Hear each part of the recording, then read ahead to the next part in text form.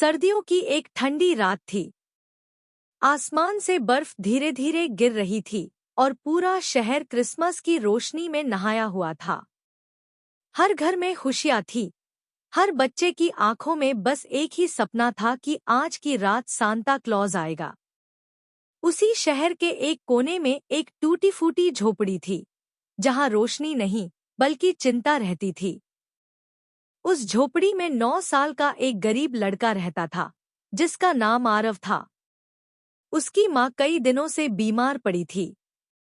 दवाइयों के पैसे नहीं थे और पिता का साया बहुत पहले उठ चुका था।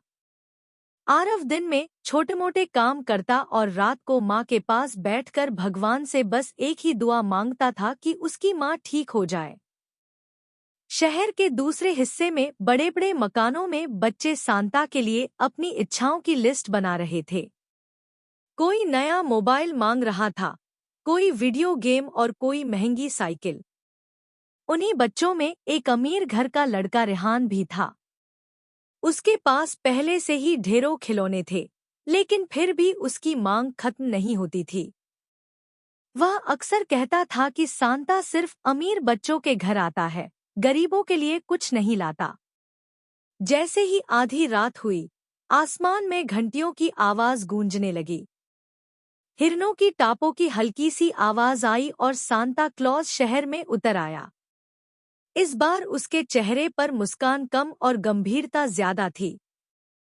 वह केवल तोहफे बांटने नहीं आया था, बल्कि यह देखने आया था कि बच्चों के दिल कितने सच्चे हैं।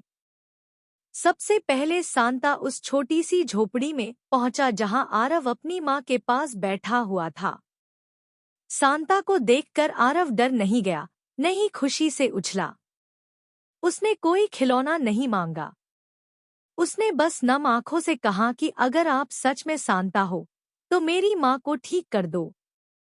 उस पल सांता कुछ बोल नहीं पाया। उसने चुपचाप माँ के माथे पर हाथ रखा और बिना कुछ कहे वहां से चला गया।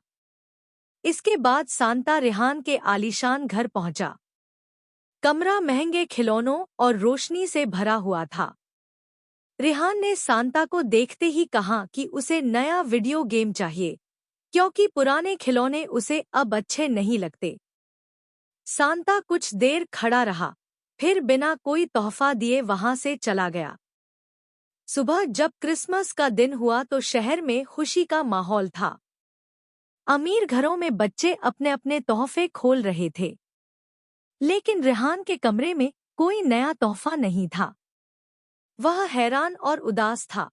उधर आरव की झोपड़ी में एक अलग ही सुकून था। उसकी माँ की तबीयत पहले से बेहतर थी। बुखार उतर चुका था और बाहर खाने का सामान और दवाइयाँ रखी हुई थी। पास में एक छोटा सा कागज पड़ा था, जिस पर लिखा था कि सांता खिलौने नहीं, उम्मीद देता है।